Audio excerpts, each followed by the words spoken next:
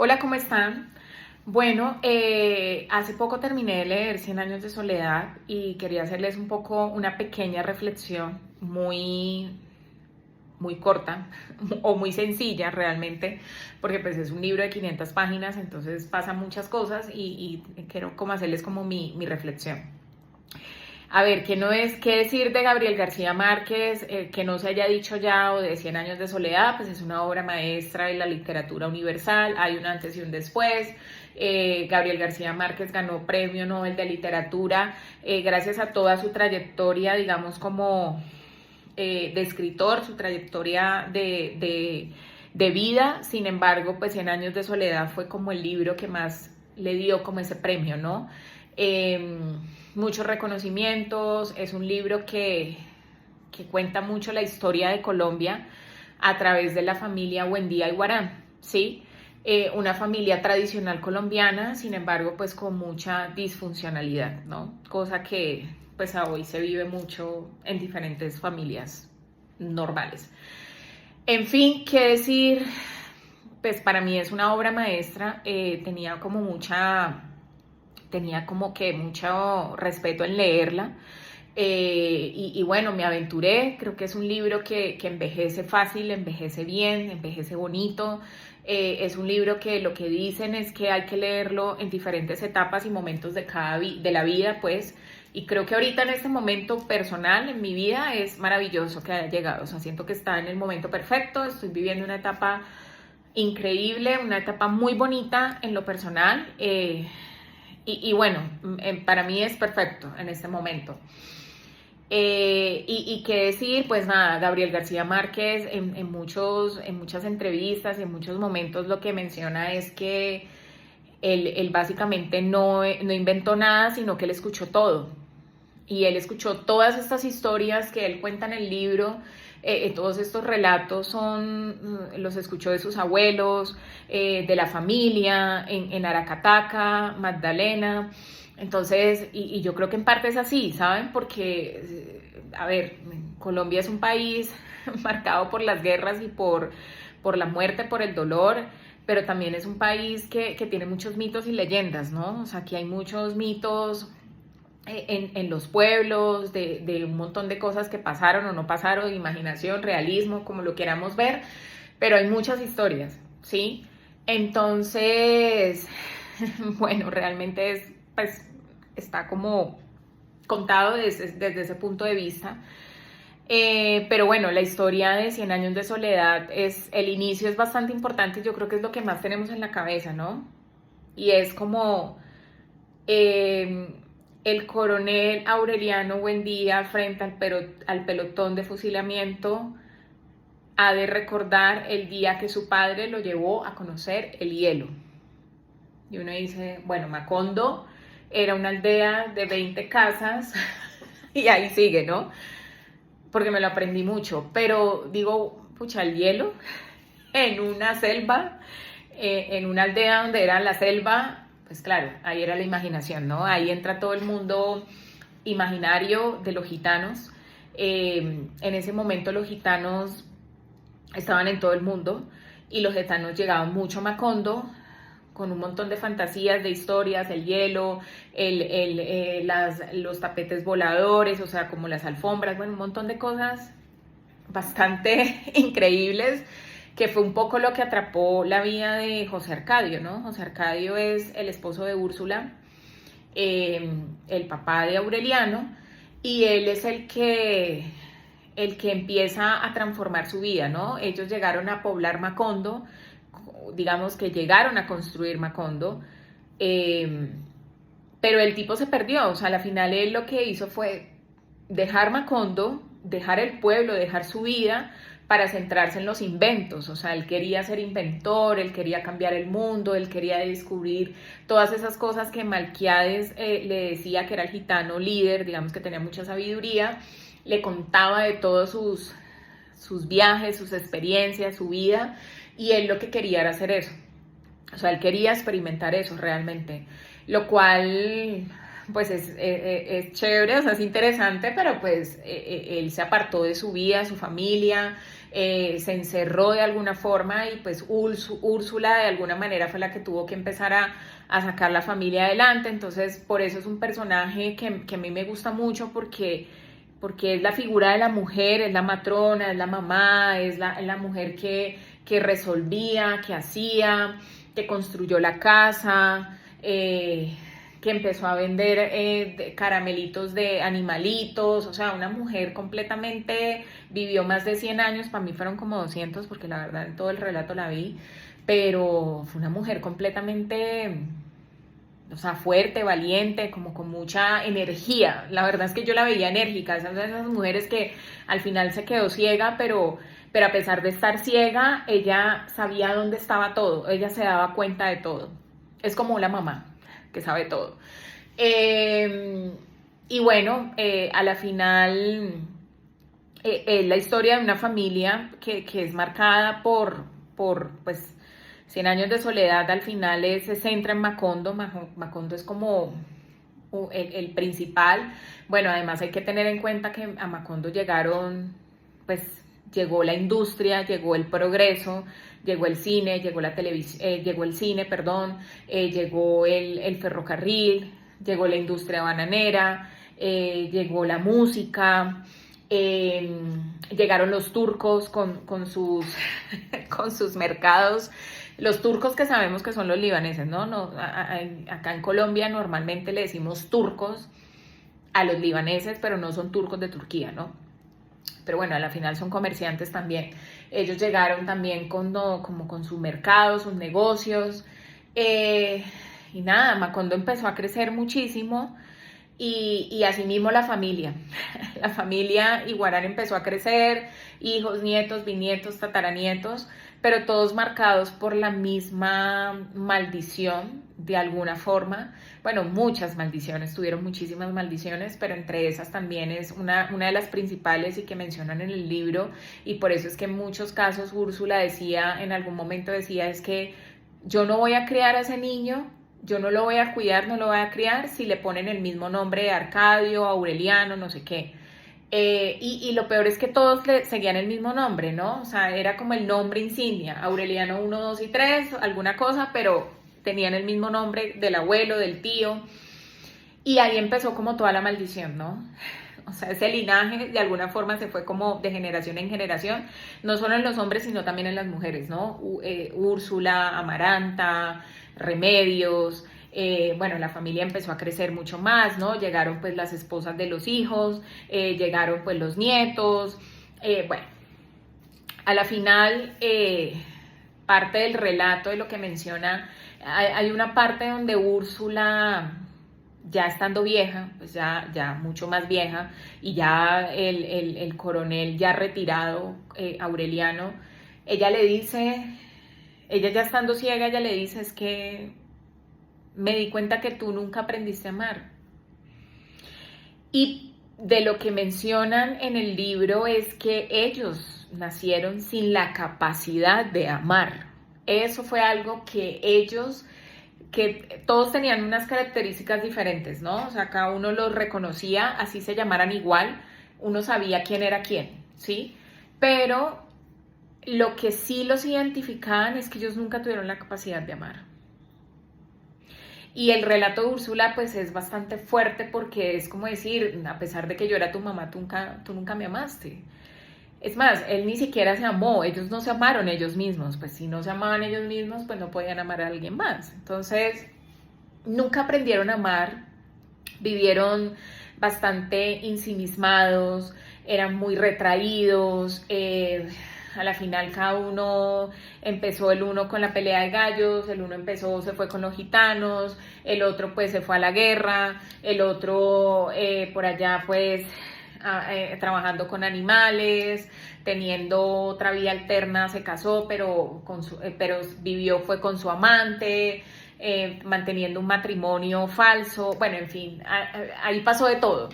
Y estoy hablando muy por encima, demasiado como muy por encimita de todo, pero es la historia de una generación, es la historia de un país. El relato de la masacre de las bananeras es bastante desgarrador, bastante fuerte. es ver de que el sindicato de trabajadores empezaron a luchar por sus derechos de alguna forma. Las plantaciones, el banano fue como un punto clave, empezaron a llegar extranjeros, empezó a llegar mucho más industria, pero aún así las condiciones laborales no cambiaban. Y lo que hicieron los empleados a través del sindicato es empezar a pedir, ¿no? O sea, a pedir de alguna forma, y hubo huelgas y hubo un montón de cosas que al final lo que hicieron fue matarlos. Al final lo que hicieron fue matarlos, por eso sabemos en la historia de Colombia la masacre de las bananeras, y eso fue lo que ocurrió. Mataron a 3 millones de personas tal vez, y las arrojaron al tren y al río y al mar. Y parte del relato, por ejemplo, me acuerdo que creo que fue Aureliano 1, 2, digámosle 3, no sé, no me acuerdo bien, era como el bisnieto de Úrsula. Sí, el bisnieto, sí, era el bisnieto. Él lo que menciona, él era parte del sindicato, ¿sí? De las personas que hacían el sindicato en las plantaciones, de los empleados. Y él al final despertó cuando pasó todo lo de la masacre, que fueron los militares. Él despertó y estaba encima de todos los muertos. Iba en el tren, ¿sí? Y en el tren para llevarlos al mar y botarlos. Él regresó de alguna forma, regresó al pueblo y él empezó a contar, a decir, eran 3.000, eran 3 millones, 3.000, la verdad no recuerdo, ahí me pido excusas porque no tengo el libro en este momento, entonces no puedo buscar el dato, el número exacto, pero digamos 3.000. Los metieron al tren y los botaron al mar. Y él llegó contando eso y la gente no le creía. La gente del pueblo decía, acá no pasó nada, eso no pasó, acá todo está normal. Entonces, pues era un poco... es bastante traumático, él quedó muy afectado después de eso, es más, se encerró porque a la final pensaba que lo iban a matar, lo estaban buscando porque él de alguna forma pues vio lo que pasó, porque sí ocurrió, lo que pasa es que ahí es cuando no hay peor ciego que el que no quiere ver, ¿no?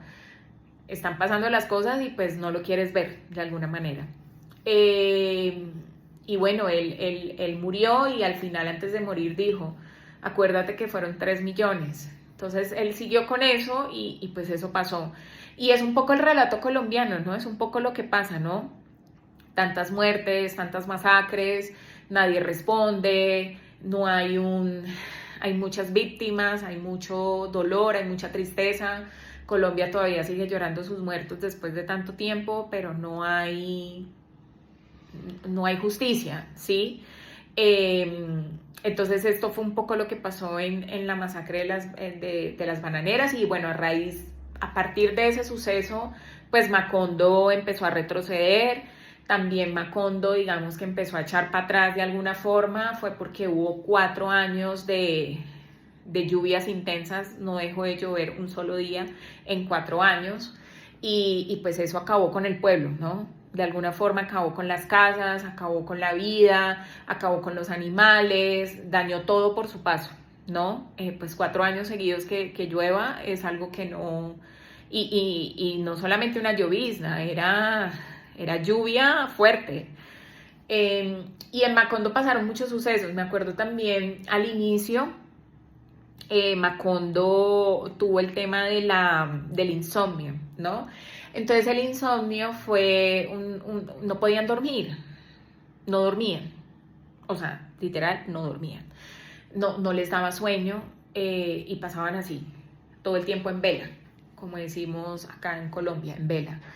Y se les iban como olvidando las cosas, entonces ellos como para que eso no se lo olvidara, entonces ellos por ejemplo cogían el tarro de la leche, entonces anotaban, esto se llama leche y viene de la vaca, y la leche se usa para hacer el café con leche, Entonces ellos empezaban a notar en toda la casa eso, porque si no se les olvidaba, o sea, para que no se les olvidara el tema, pues a raíz del insomnio se iba como perdiendo la memoria de alguna forma y ellos anotaban esas cosas. Entonces es muy interesante, realmente hay muchas cosas que llaman muchísimo la atención, realmente a mí me pareció una historia pues muy ingeniosa, ¿no? O sea, cada vez que pasaba el libro yo decía, pero este señor, ¿cómo hizo para a crear todo esto? O sea, es que esto parece, esto solamente lo puede hacer un genio. O sea, Gabriel García Márquez tenía mucho talento y seguramente escuchó parte de todas estas historias contadas por muchas personas en el pueblo, pero hay un arte, o sea, ahí hay un talento oculto para poder contar las historias de esa manera, ¿no? Eh, Muchos sucesos, el rol de la mujer es bastante fuerte, sin embargo no se siente tanto como el de los hombres, a la final el hombre es el que toma como el protagonismo. La mujer, por ejemplo, Amaranta, que es la hija de José Arcadio y Úrsula, una mujer que murió siendo virgen, nunca se casó por más de que tuvo pretendientes, muy rara, o sea, a mí me parecía una mujer rara, muy parecida a sus hermanos. Al final terminó como muy frustrada de alguna forma, pero frustraciones causadas por ella misma, ¿no? Tuvo como una aventura con su sobrino, y es que también la historia de los Buendía está muy marcada por los incestos. De hecho, José Arcadio y Úrsula son primos. Y ese es un poco de dónde viene la maldición, ¿sí? De alguna manera la maldición viene por muchas. O sea, ellos tuvieron muchas maldiciones que para mí en lo personal, de esta primera lectura, en otro momento la leeré y cambiará la percepción muy seguramente, pero en esta primera viene por los gitanos, de alguna forma, viene como con esa ola de querer conocer el mundo, de explorarlo, de inventar y todo ese tipo de cosas, pero también viene a través de los incestos. Como ustedes saben, incesto es tener relaciones sexuales con miembros de la familia, ¿no? Con sangre, de la misma sangre, pues. Hijos, no sé, tío, sobrino, primos y así. Entonces, eso es lo que pasa, esa es y ellos tuvieron muchos incestos, ¿no? Muchas relaciones así, y eso lo tuvo Amaranta, lo tuvo la otra Amaranta Úrsula, y bueno, y así de generación en generación se iba pasando a través del nombre y de las relaciones familiares. ¿Qué más puedo decir? Bueno, nada, pues es que son tantas cosas, estoy haciendo un resumen ejecutivo, porque es un libro bastante grande. Hay muchos personajes, está Rebeca, que también era un personaje raro, era pues una india, un personaje extraño. Está Pilar Ternera, que era como la que tenía, pues la que se acostó con todo el mundo, tuvo hijos con José Arcadio, un hijo de Úrsula, y así, o sea, ella sí fue la que murió casi de 200 años, porque estuvo hasta el final de la historia, casi hasta el final, o sea, ella estuvo presente en casi todo. Pero ¿qué no decir? O sea, yo lo que creo es que hay que leerse el libro realmente. Ahorita se va a estrenar la serie en Netflix. Está haciendo, yo creo que se estrena como en noviembre, diciembre la serie, si no estoy mal. Yo honestamente no creo que vaya a ser, o sea, seguro va a ser una superproducción, pero creo que va a ser una serie muy difícil de hacer. O sea, es que llevar a Gabriel García Márquez al plano audiovisual, sea el que sea, ¿no? Sea cine, televisión, teatro, o sea, cualquier escena artística diferente al libro, pues porque es literatura, pero al final hace parte como de la cultura, me parece un reto grande, ¿no? Va a ser un reto interesante, hay que ver cómo queda. Yo no sé si me la vaya a ver, pero pero no creo que vaya a ser fácil plasmar todo lo que pasa en el libro en una serie. No lo veo. Son muchos personajes, son muchas historias, cada personaje, si bien todos se llamaban igual, cada uno tenía una característica puntual. Entonces no sé, no lo sé. No, hay que verlo, ¿no? Hay que ver. Pero bueno, espero les guste. Igual cualquier comentario pues me dejan acá. Les voy a recomendar tres capítulos de unos podcasts que encontré. Hay uno muy interesante de Diana Uribe que habla sobre la obra de Gabriel García Márquez, pero en especial de 100 años de soledad. Creo que es un complemento para lo que, si ya se han leído el libro o si se lo piensan leer, es un complemento interesante, y pues ella tiene un storytelling muy chévere que a mí la verdad me encanta escucharla. Y otros dos que también mencionan un poco la obra de Gabriel García Márquez con 100 años de soledad. Bueno, estaré preparando otros análisis. Aquí estoy hablando un poco de 100 años de soledad, un libro pues muy colombiano, muy realismo mágico, de lo que todos hablamos. Y bueno, espero lo lean y me dejen sus comentarios al final. Gracias.